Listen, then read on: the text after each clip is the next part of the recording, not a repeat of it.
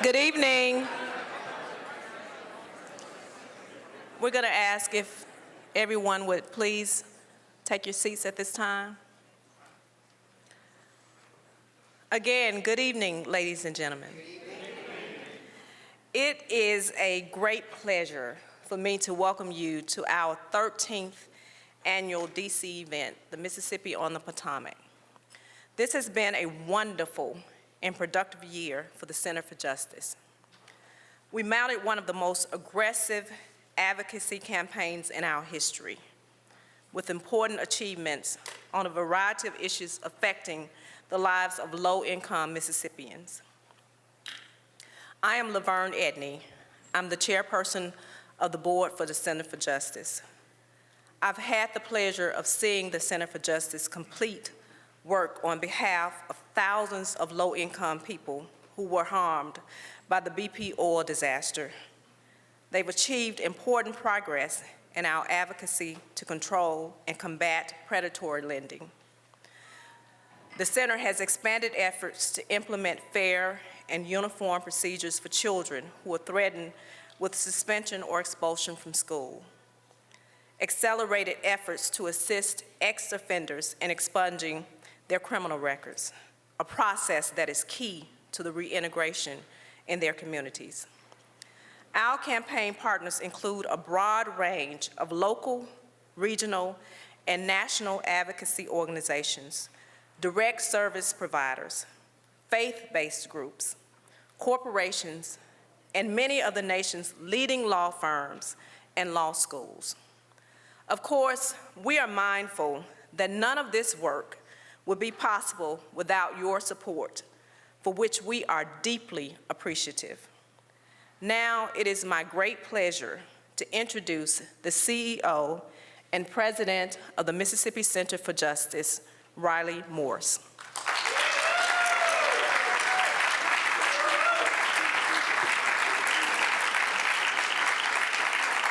Thank you. Laverne, thank you for your leadership and all that you do to enable the Mississippi Center for Justice to reach new heights year after year. We appreciate your leadership so much.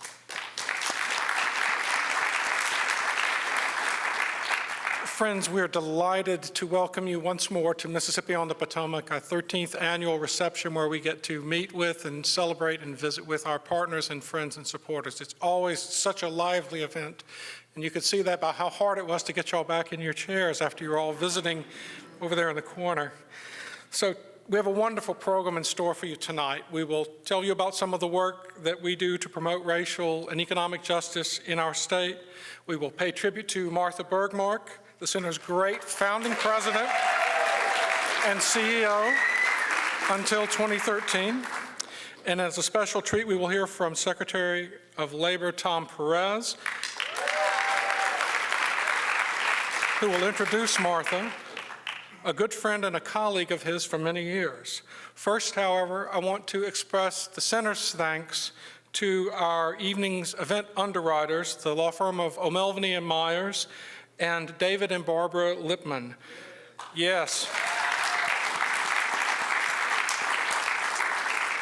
With their support and the friendship and the generosity of each of you who have joined us for this evening's event, the Center's work is made possible. So thank you all. Now, as you know, the Center's work to combat discrimination and to open the doors of economic opportunity for low-income people who struggle day by day to overcome the legacy of racism that has shaped our state's laws, our state's institutions, and our culture. That's our work day to day. That's a heck of a thing to wake up and face every morning. This work is challenging, and victories are hard to come by. We are in the throes of a state leadership who this year alone, just in the first half of the year, have beat back 13 bills to remove the Confederate symbol from our state flag. They've issued a proclamation that April is Confederate Heritage Month. And they've passed a law that authorizes discrimination against LGBT persons under the guise of religious liberty. Unfortunately, this left our leaders little time to adequately fund education, expand Medicaid, or protect people against discrimination in lending or housing. So this is where we work also. We are making steady and important progress. It takes time. Among the issues that have been central to our work this year have been efforts to combat hunger and housing discrimination.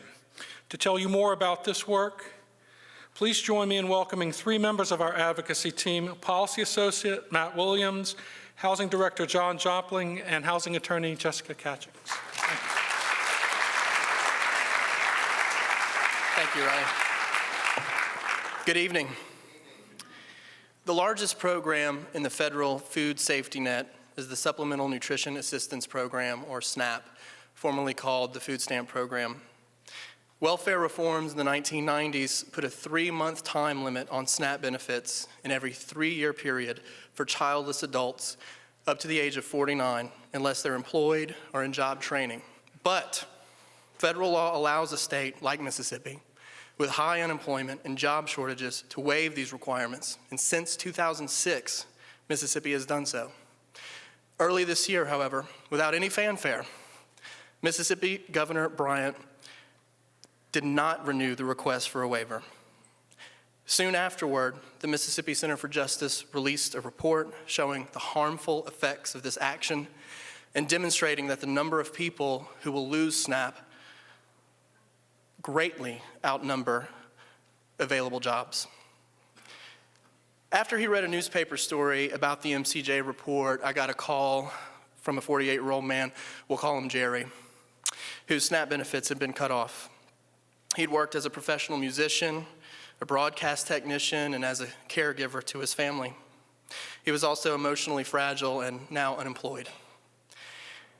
Jerry attended the SNAP meetings, had done what he was required to do, at least as it was explained to him, and had gotten restored to the program, only to be cut off again for failing to do other tasks that were not explained to him the first time around, like having to prove he'd obtained 5 job interviews per week. He's eligible this month to reapply, but he's frustrated. He didn't get the job's counseling he was promised, and the whole process was unreliable and callous. This month, we heard from an MCJ supporter because he'd seen a woman we'll call Carol downtown in some distress, and so he invited her to have lunch at a cafe. She refused because she and her clothes were dirty from living on the street. He said that was okay, come on. She began to cry. She lived with her parents and cared for her mother who had terminal cancer. The treatment dragged the family into a hole and they sold the house. Both her parents died, and she found herself homeless. She was crying this day because she learned that her SNAP benefits had been cut off, and she wouldn't be eligible to reapply until August. She was on track to graduate from college this summer. She had volunteered at a local animal shelter. Homelessness qualified her for an exemption from this time limit, and so would enrollment in school and volunteering. Still, she lost food assistance because the barriers of homelessness prevented her from traveling to the local office to meet the strict eligibility requirements. This spring, a Mississippi Department of Health social worker contacted MCJ about a client living with HIV. The client received notice that he'd be losing food assistance at the end of March. We identified exemptions so that he could retain basic nutrition. MCJ sent materials about exemptions that could be circulated to all state social workers. When our state puts new requirements into place, then fails to adequately explain them to the affected people or to the agencies who work their cases, it's not simply carelessness. It reflects a plan to punish the poor just for being poor. At MCJ, we're committed to forcing the state to do better. We're working aggressively to inform agencies and caseworkers about exemptions, to monitor the state's creation of employment and training opportunities, and to advocate for the state to reapply for the federal waiver. Even while all this was going on, MCJ managed to kill legislation to impose new, harsher restrictions on SNAP benefits with the help from our partners at the Center on Budget and Policy Priorities. We're also excited to be expanding our work to alleviate hunger and food insecurity among Mississippi's public school children with the support of FRAC, the Food Research and Action Center. With your continued support, we can improve life's chances for 80,000 poor and vulnerable Mississippians. Thank you.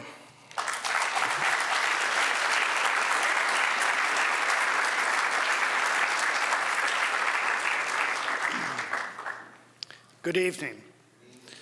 In 1968, 6 days after Dr. Martin Luther King was gunned down in Memphis, Congress passed the Fair Housing Act, which was designed to end racial discrimination and promote opportunity for all citizens. Almost half a century later, white flight areas in Mississippi continue to pass laws to prevent people of color from sharing in the opportunities that are available in their communities. Tonight, Jessica and I would like to share an example from her hometown of Ridgeland, Mississippi.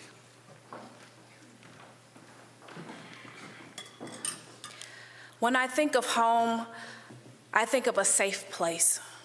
I think of a place where I can find peace, comfort, and trust. When I think of my home, I think of Ridgeland, Mississippi. I think of the house I grew up in, the house my parents still live in. Ridgeland is where I attended elementary, high school, community college before transferring to a four-year university. Ridgeland is where my dad was raised with his 10 brothers and sisters. It is where some of my aunts, uncles, and cousins still live. Ridgeland is where I learned to drive. It's where I had my first date. Ridgeland is home to me. But in 2014, the city of Ridgeland passed a zoning ordinance that makes Ridgeland no longer feel like home. It no longer feels safe to me.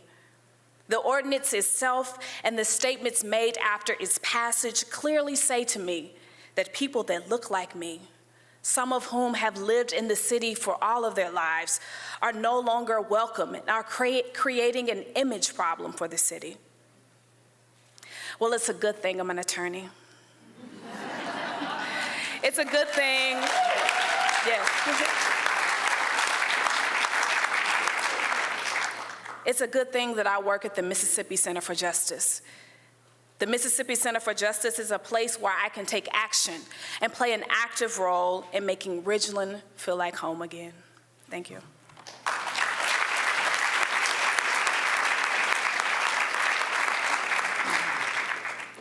When the Mississippi Center for Justice examined the Ridgeland Ordinance, we saw immediately that the 5 apartment complexes that were targeted were also 5 apartment complexes that were populated primarily by African American and Hispanic residents.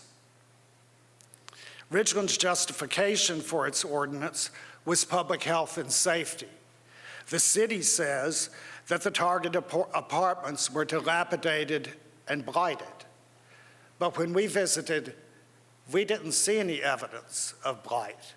We saw only well-constructed and well-maintained buildings and very attractive grounds with amenities such as swimming pools and tennis courts.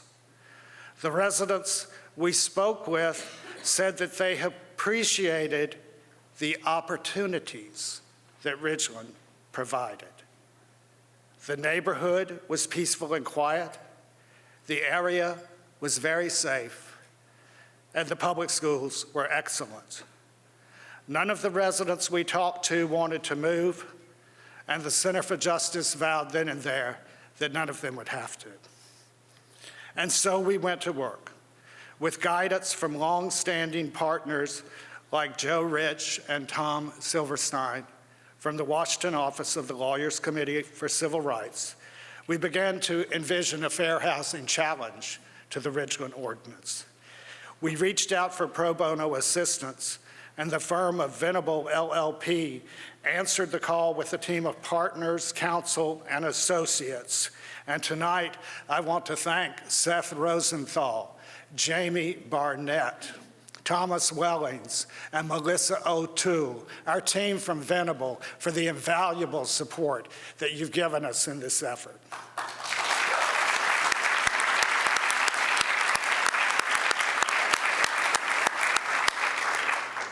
In February, the Center for Justice in Venable filed a federal lawsuit in Jackson, Mississippi, seeking to enjoin the city of Richland from enforcing its ordinance on the ground that it violates the Fair Housing Act of 1968. With the continued support of our venerable team, we know that the promise of fair housing and the promise of opportunity will be realized in Richland, Mississippi. Thank you.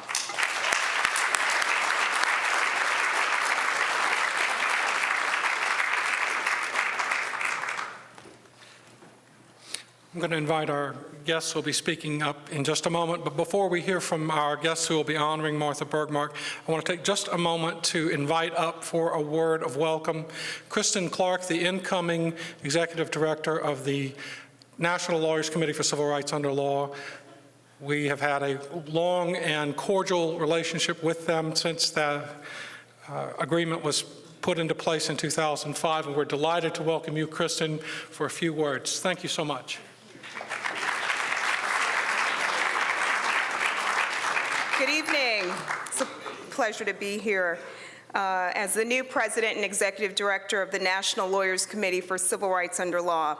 And it's a pleasure to be here to celebrate the Mississippi Center for Justice, to celebrate the leadership of Riley Morse, and to honor this evening's awardees. Mississippi occupies a very central and special place in the history of the Lawyers Committee. The history of injustice, discrimination, and violence faced by African Americans in Mississippi were a core area of focus when the Lawyers Committee launched in 1963 at the request of President John F. Kennedy. Thus, it's no surprise that in 1965, Mississippi marked the site where the Lawyers Committee opened up its first physical office. That office opened up for the purpose of working to dismantle segregation across the South. Before the office opened its doors, representatives of the Lawyers Committee met with members of the State Bar to ensure, who asked that the Lawyers Committee attorneys assure that they would not, quote, divert fee-generating matters from Mississippi lawyers. After securing their commitment, the bar agreed to allow the committee to open up its doors to discharge its work. Less than 2 weeks after opening up its doors, hundreds of demonstrators were arrested in Jackson for protesting restrictive voting bills passed by the state legislature, and I think we still see a little bit of that today. The demonstrators were locked up on Parade Fairgrounds in Jackson, and Lawyers Committee attorneys immediately dispatched to respond and filed suit in federal district court, challenging the constitutionality of the parade ordinances that were used as the basis for the arrest. The district court took no action, so the Lawyers Committee attorneys marched on to the Fifth Circuit, where in a case, Baldwin versus Nasser, the ordinances were struck down and declared unconstitutional on grounds of vagueness, bringing the prosecutions of the protesters to rest. Shortly after the ruling, the Mississippi State Bar withdrew its consent for the Lawyers Committee to practice law in the state of Mississippi, and the office shuttered its doors. But in 2013, the organization made a comeback, and the Mississippi Center for Justice operates today boldly as an engine of robust civil rights activity. And the spirit of resistance and commitment to the goals of equal justice under law is what fueled the work of the Lawyers Committee back then and continues to fuel it today. So I am proud to be here today to celebrate the Mississippi Center for Justice, one of our anchor affiliate organizations, and you are doing tremendous and impactful and meaningful work, Riley, and I look forward to standing by you in partnership in the years ahead. Thank you for your leadership.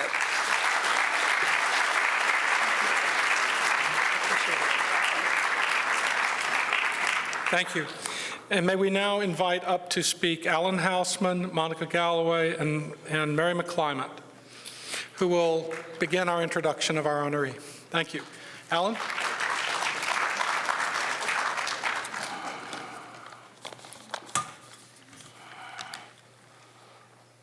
It is a great privilege to help honor Martha Bergmark, a White House champion of change and a friend since the early 1970s.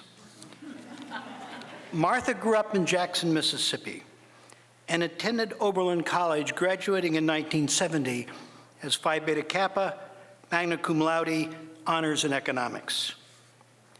After she graduated from the University of Michigan Law School cum laude, Martha returned to Mississippi for 14 years. First, as a successful lawyer in a small civil rights law firm, and then as founder and director of Southeast Mississippi Legal Services, which he built into one of the best programs in the country. Then, in the mid-1980s, she moved to Washington to lead the Project Advisory Group. Not only did Martha advocate effectively in Congress and before the Legal Services Corporation, she also chartered a new direction for civil legal aid, which helped shape the Clinton administration's efforts to revitalize the Legal Services Corporation. In 1990, she became director of the Civil Division of the National Legal Aid and Defender Association, known as NLADA.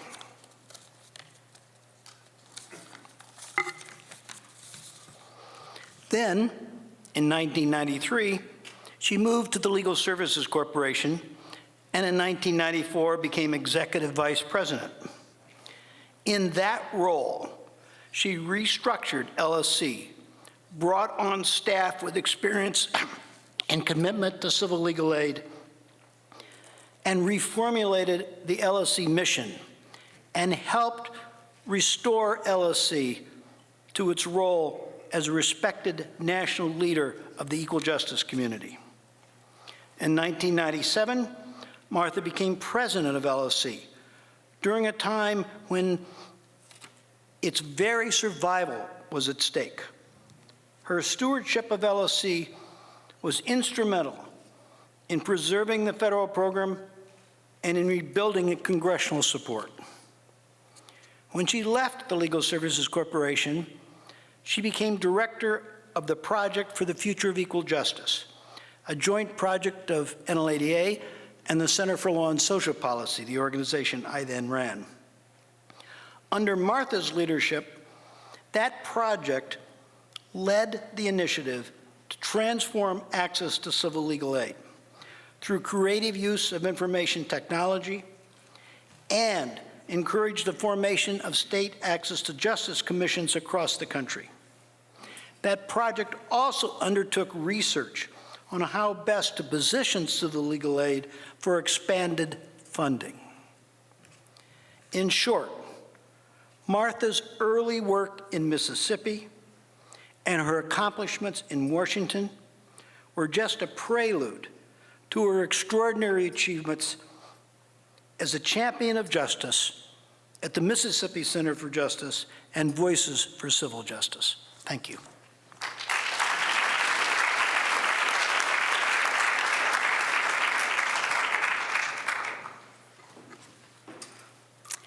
I am Monica Galloway.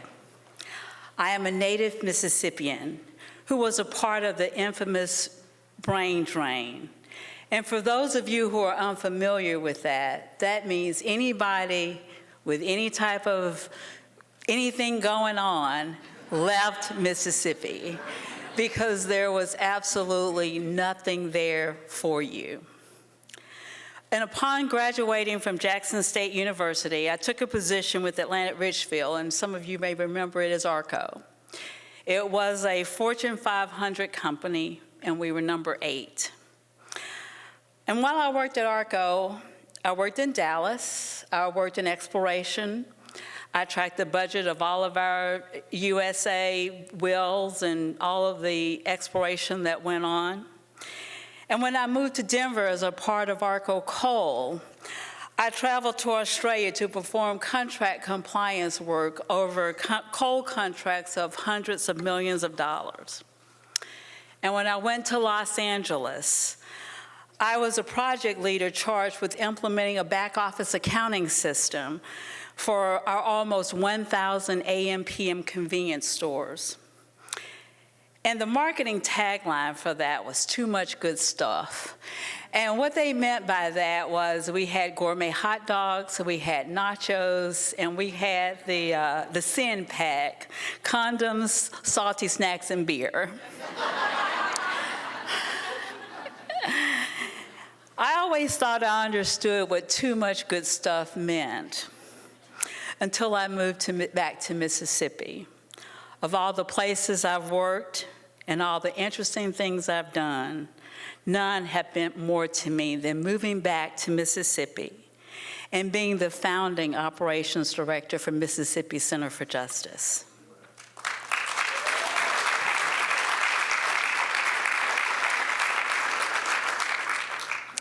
With the leadership of the center's founding president and CEO, Martha Burkmark, I now understand what too much good stuff really is. In 2003, no sooner had we cut the ribbon and opened our doors, did the then Governor Barber sign a bill into law that took away the prescription drug benefits of over 65,000 Mississippians. They were called PLADs, and that stood for Poverty Level and Disabled. We sued the governor, and we reinstated their benefits. Now that's too much good stuff.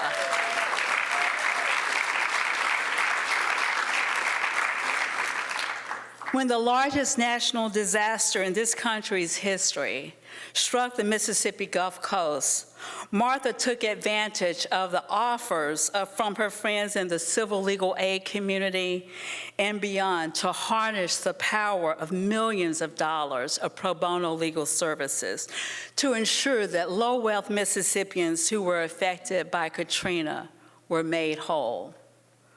Now that's too much good stuff.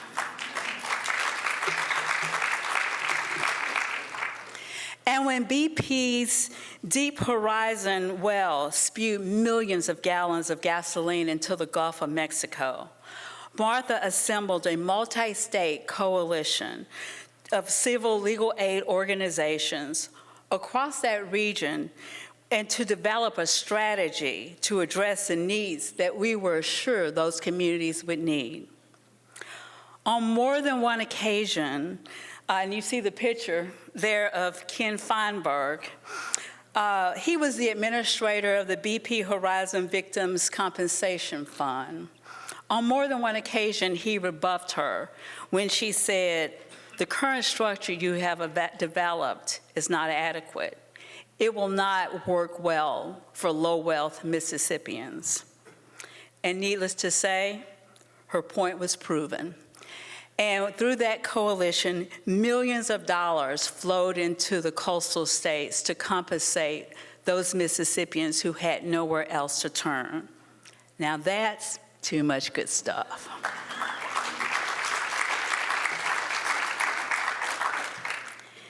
It has been a joy working with Martha. I often tell the story, we didn't work in the same office, we actually shared the same desk. She praises often. She doesn't micromanage. She allows you to own your work. She has invested time and resources into each of us. She encourages and inspires. Her leadership has created an organization that will live and flourish, even though she is no longer its president. And through all of this, she has assured that the center can continue to do too much good stuff. Thank you.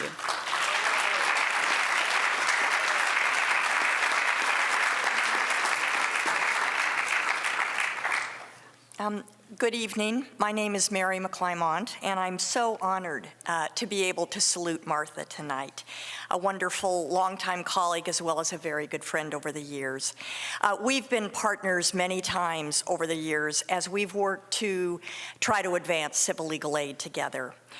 Those of us who work in philanthropy, I'm at the Public Welfare Foundation, we know that in the end, good grant-making or grant-making success always boils down to the people who are actually leading the project that we happen to be funding. And Martha is one of those who never lets us down.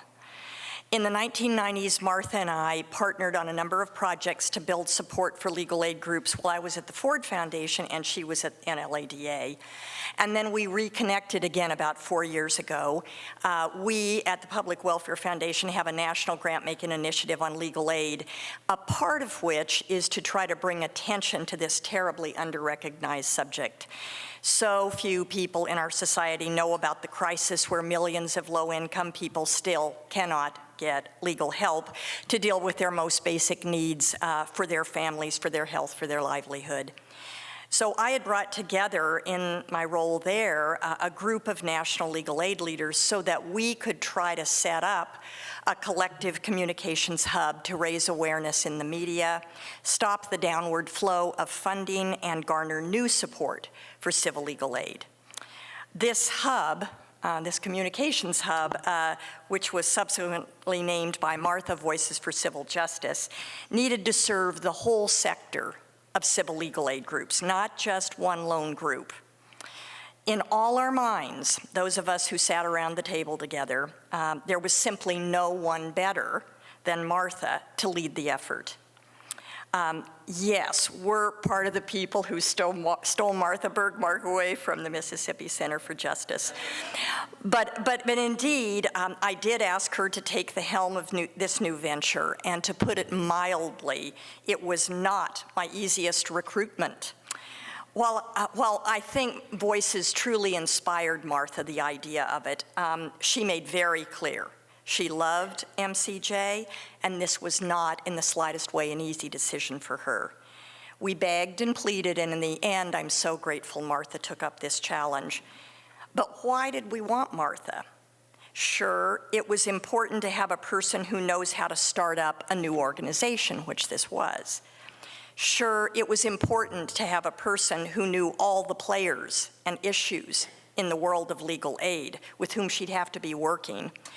And sure, it was important to have a person who was highly strategic and could make the most out of sadly limited resources. Martha filled the bill in all respects. But above all, we needed someone who could lead others to join hands and build alliances in an often very fragmented field. There was simply no one more respected, well-liked, or trusted within this world of actors. All the key ingredients to make a collective effort actually happen. With Martha, we could not go wrong, and we have not. In just over 2 years under Martha's leadership, Voices for Civil Justice has recruited a 50-state network of 800 spokespeople, has provided training and tools to help them become more effective media advocates on behalf of civil legal aid, and secured over 200 media placements in outlets from the New York Times to NPR to Fox News. I, for one, could not be more thrilled with Voices and its rapid progress in bringing attention to the essential role of civil legal aid in ensuring fairness in the civil justice system. Martha, we thank you for your leadership, and congratulations.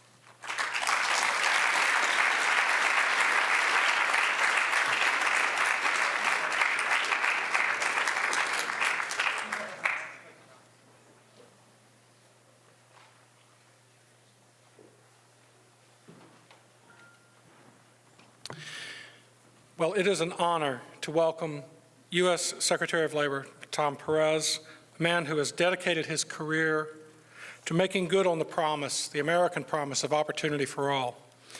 Under Secretary Perez's leadership, the Labor Department's priorities have included, among other things, efforts to raise the minimum wage, to expand overtime protection for workers, to afford them access to paid leave, job training, and workforce development, and to ensure that people with disabilities and veterans both have access to employment opportunities and also to the other supports that are needed for them to be able to succeed. Tom Perez has a long and distinguished career in public service. Prior to becoming Secretary of Labor, he served as Assistant Attorney General for the Civil Rights in the Department of Justice, where he fought to protect voting rights, to ensure that communities have effective and accountable policing, crack down on discriminatory lending and housing, and expanded opportunities for marginalized communities. And then as director of the Office of Civil Rights at the Department of Health and Human Services during the Clinton administration. He helped to ensure that people of all backgrounds could access quality, affordable health care. Tom also tackled civil rights, criminal justice, and constitutional issues as a special counselor to Massachusetts Senator Ted Kennedy. Please, everyone, join me in welcoming a champion of justice whose life's work has been devoted to equality and fairness and to giving all Americans the chance to get ahead and stay ahead, U.S. Secretary of Labor Tom Perez.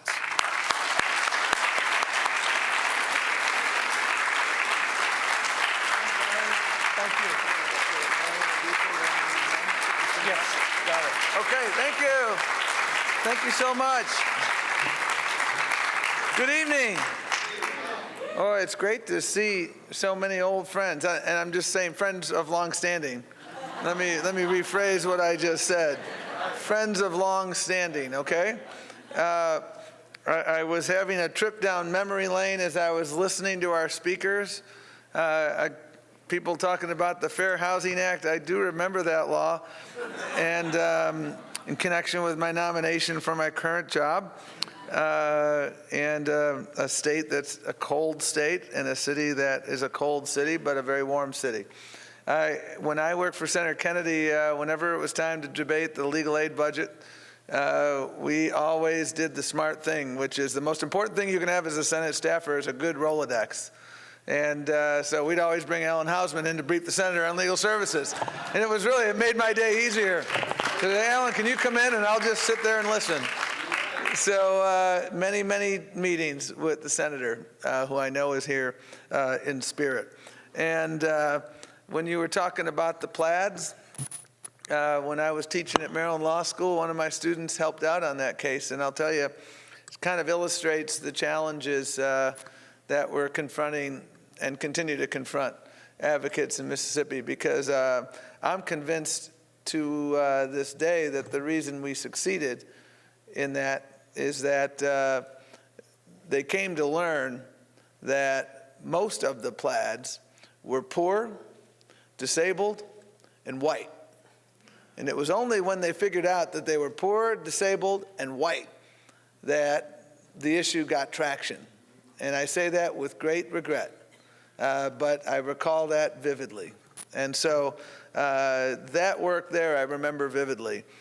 I can't help but say one more thing about one more person who's here in person, and I know someone who's here in spirit, and that is our good mutual friend Ellen Weiss, who has been a big part of this, is in the back with her son David, and her husband Dan is here in spirit. So I would be remiss if I didn't acknowledge them. Who've been big supporters. Now, I have to share with you that the last thing Martha said to me right before I walked up was, well, see, they've already spoken, so enough already. So I guess I can sit down, but not quite. You know, I couldn't help but reflect as I was listening about this to my first jobs in the legal world. I owe my first opportunities to do internships to Ronald Reagan, because many of us owe our opportunities to Ronald Reagan, because when Ronald Reagan was elected in 1980, one of the first things he did was dramatically cut funding for legal services. And I was a college student at the time looking for a job. And I was a Pell Grant kid, and I needed to make money, and I needed work-study jobs. And so one of my first jobs was at the Rhode Island Legal Services. And then my senior year, my work-study job was at a place called the Rhode Island Commission for Human Rights. And those were two of the first places that really showed me the two Americas, or in my case, the two Rhode Islands. A Rhode Island on the rarefied air of College Hill at Brown, and then the Rhode Island for everybody else. Folks who were struggling to make ends meet, folks who were working hard and playing by the rules, but they just couldn't simply catch a break. And but for the grace of God, could have gone any of us. And, my parents taught me that if you want to get to heaven, you better have letters of reference from poor people. And Martha's family and Elliot's family clearly did the same thing. Now I was 12 when my dad died, and the one thing is he never told me how many letters I needed. And so, and my mother wouldn't tell me either, because I think she wanted me to keep working. And I had the good fortune, and so because I didn't know how many letters I needed, I got a plan. And the plan was this: I need to marry a legal aid lawyer. And so in the summer of '84, I met my wife, who was a legal aid lawyer in Buffalo through the Jesuit Volunteer Corps. And we've been married for 28 years. Her sister was also a legal aid lawyer. So now I've got all sorts of letters because I asked them to make sure they put both of us in the letter. And so that was remarkable. And the work that you have done, and Alan, and so many of you in this room, and I saw Peter Edelman in the back, and Peter was on the cover of the most recent bar journal I got from the DC Bar, and Peter's not only been a friend but a mentor, not only to me, but probably to 2/3 of this room, conservatively. And people like you inspire us, because, when I think about Martha, the gas is always in the tank. And here's what else I think of when I think of Martha.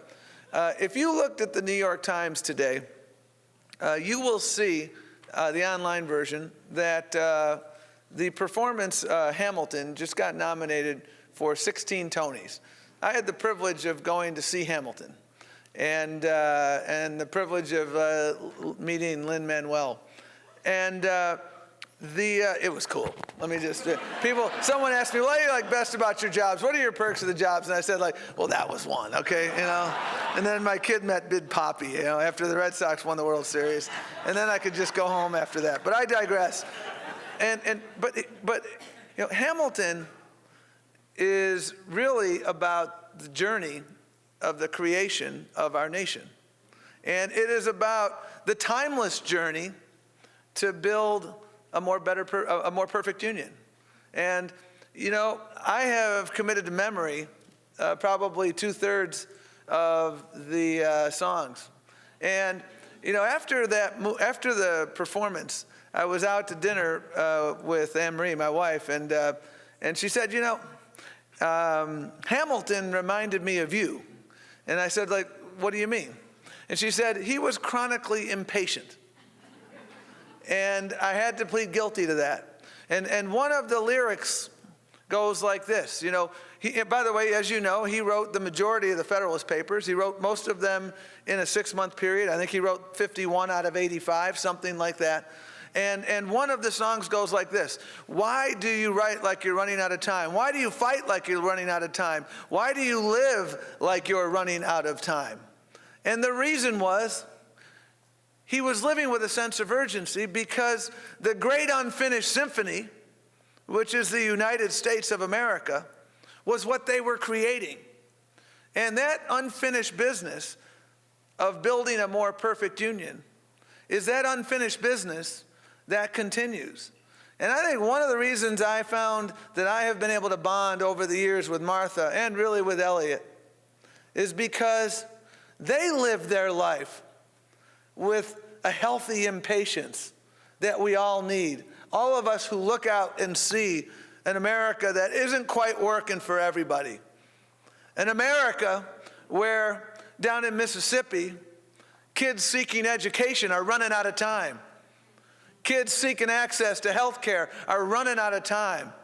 People in the aftermath of Katrina are running out of time.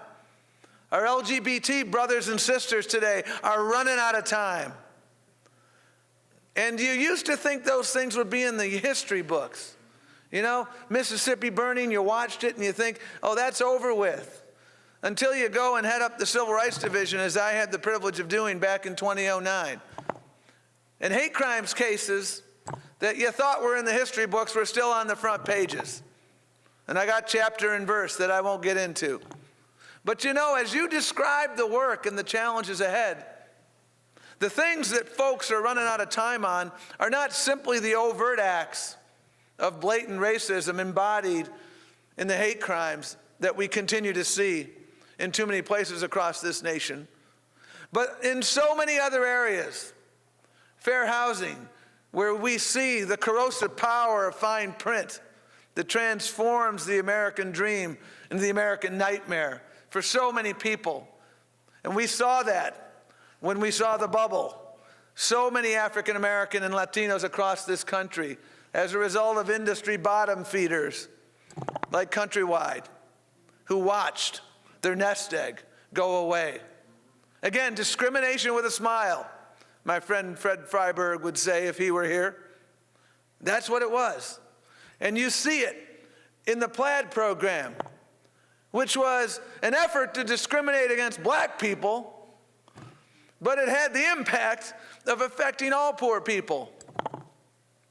Access to health care, we recall Dr. King's admonition, is discrimination in health care. One of the most odious forms of discrimination, he said. One of the most odious forms of injustice. And the thing about Martha, for me, that is so important is, you know what? Here we are. And she's had a few years at this. And yet, she lives with the impatience of Alexander Hamilton. And she lives with that impatience because every day she wakes up with that acute understanding that too many people are running out of time. I remember vividly one of my first cases in Mississippi when I came back to my most recent job. 2 high schools, not far from each other in this community. One all black, one was integrated. And the issue was access to AP offerings and other offerings. And the school that was integrated had literally dozens of AP offerings. And the school that was segregated had virtually none. That's today's discrimination that we all too frequently see in education. And those are the things that Martha and the Mississippi Center did all the time. And what I love about Martha, and what I respect about the business model that she built, was that all too many times, we in the civil rights movement think that we know what's best for people. And it's a well-intentioned paternalism. But when I think of Martha, I first and foremost think of someone who is a good listener, a true servant leader. And you look at the agenda of the Mississippi Center for Justice as it evolved over the years. It wasn't Martha's agenda. I mean, I'm very fond of telling people that I haven't had an original idea in years. But I think that if you are a good leader, you are a good listener. And you allow your agenda, your mission, to evolve with the needs of the people that you're trying to empower. And that, for me, was one of Martha's, and continues to be one of Martha's, greatest strengths as a leader. Another strength that we all too frequently don't see in this town is the strength of humility. There's an old adage. I clerked for a judge who was one of the first women to graduate from Harvard Law School. And if we hadn't had 12 years of no Democrats in the White House beginning in '81, you would have talked about her like we talk about Sandra Day O'Connor. And the thing I loved about her the most was that she understood that it's nice to be important, but it's important to be nice.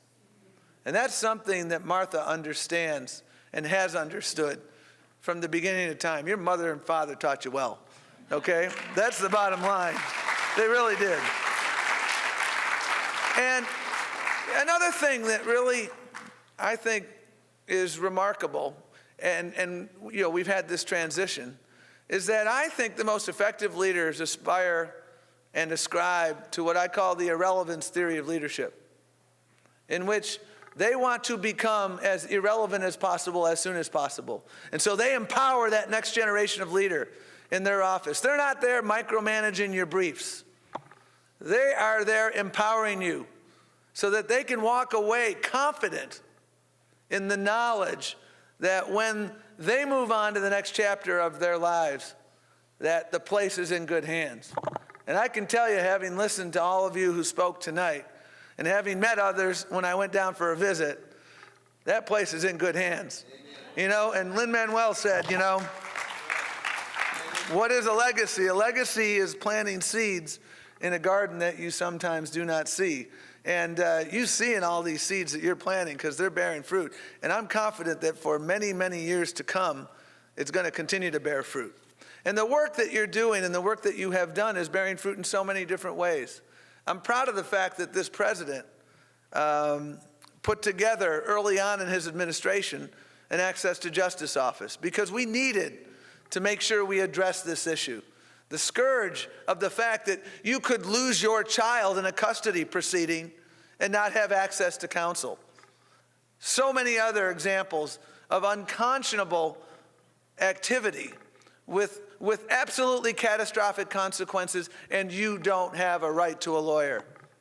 And that's why I'm so excited that the president did that, and I am even more excited that the president established the White House Legal Aid Interagency Roundtable, and I'm proud that we're a member. I'm proud of the fact that we have our DOL rep here. I think she's here. I thought I saw Ariel. There he is, okay. And Karen Lash, I know I saw right over here, who's the director of it. Because you know what? Here's the bottom line. And here's what I will lead you with. You know, I met a guy named Randy Lewis. Randy is the CEO, or was a senior leader at Walgreens. And Randy is the father of a son with a disability. And the privilege of raising that son with a disability taught him a lot about life and about leadership. And what it taught him about life was that in the context of how we treat people with disabilities, we all too frequently focus on the first 3 letters of that word and not enough on the last 7.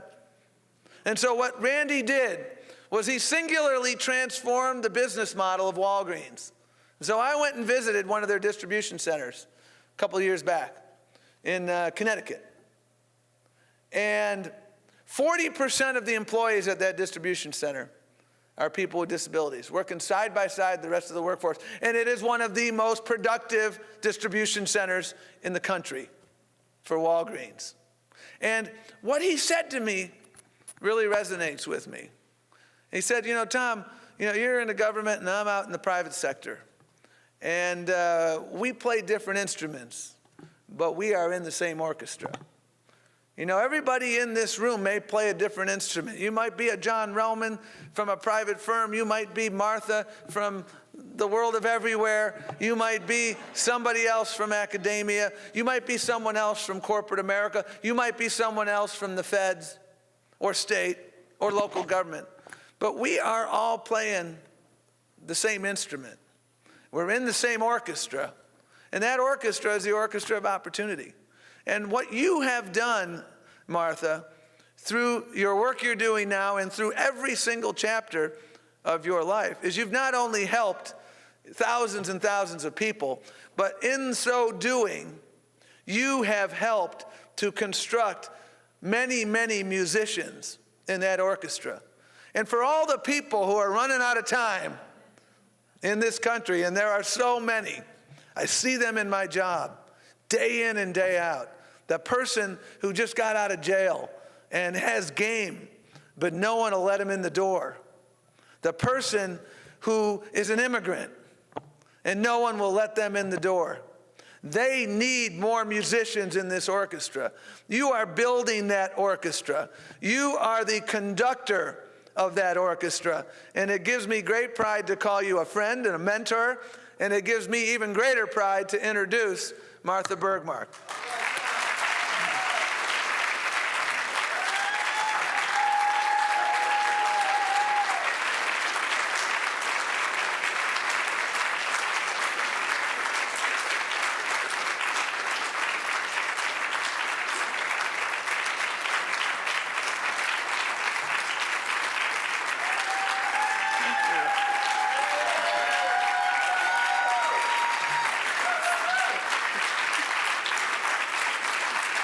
That's funny.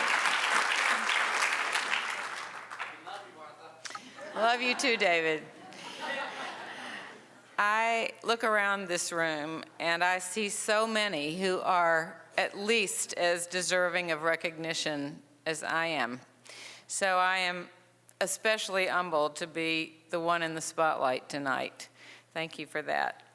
That includes you, Tom, and Mary, and Monica, and Alan.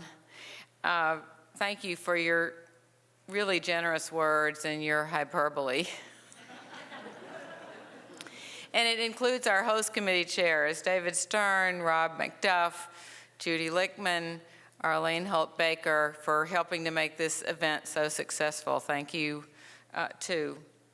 And Riley and Laverne and all the staff at MCJ who do the hard work every day. You're the ones who deserve a thank you tonight, so thank you for that.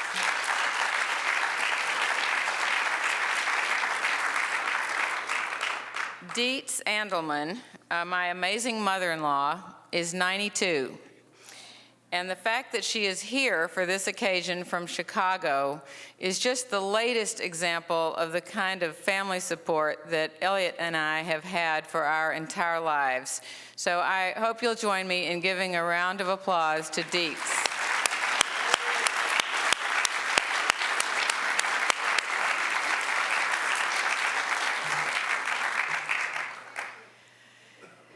Mississippi is a frustrating place to be from. For one thing, it exerts a truly mysterious gravitational pull that I can't ever escape. And yet, my home state is perversely wedded to policies and practices, some of which you've heard about tonight, that seem guaranteed to keep us in last place in all the measures of human well-being that you can imagine. Our history helps explain this. Pre-Civil War, Mississippi had one of the country's wealthiest economies. In fact, it had the highest number of millionaires per capita of any state in the Union. But that society was built by and on the backs of enslaved people. This original sin continues to haunt and manifest itself today. 150 years after emancipation and 50 years after the Civil Rights Movement, we still enforce daunting barriers that block pathways to opportunity. And too often we think of new ones to impose. As Riley mentioned, just last month, Mississippi enacted a copycat law that's styled the Religious Freedom Bill, but in fact it perpetuates discrimination. So we have to do better then in helping ourselves. And that's why the Mississippi Center for Justice is such a critical institution and a homegrown force for progress in our state. And it is why I am so deeply grateful for the support of you, all of you in this room. You see both our national commitment to justice for all is just that, a national commitment for all that can't ignore any one state, even when that state sometimes doesn't help itself very well. You also see that a vibrant Mississippi Center for Justice, with its hard-fought track record of victories to advance racial and economic justice, is a necessary part of the fix. So I'm deeply grateful for all the ways that you have supported the center and Elliot and me over these years. You've done so financially, you've done so with moral support, and most importantly, your personal friendships have meant everything to us. So for that, I thank you from the bottom of my heart, and for tonight as well. So thank you so much.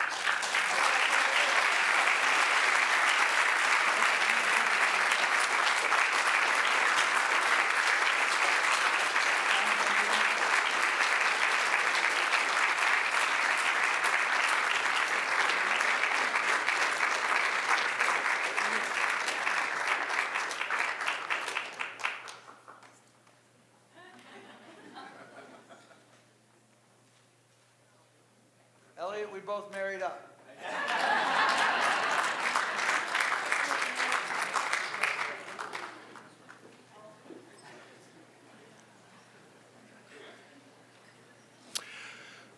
What a wonderful presentation. What a wonderful honoree. in part, that's how we achieved this year's fundraising goal for the DC event of $200,000. We thank you all for your contributions.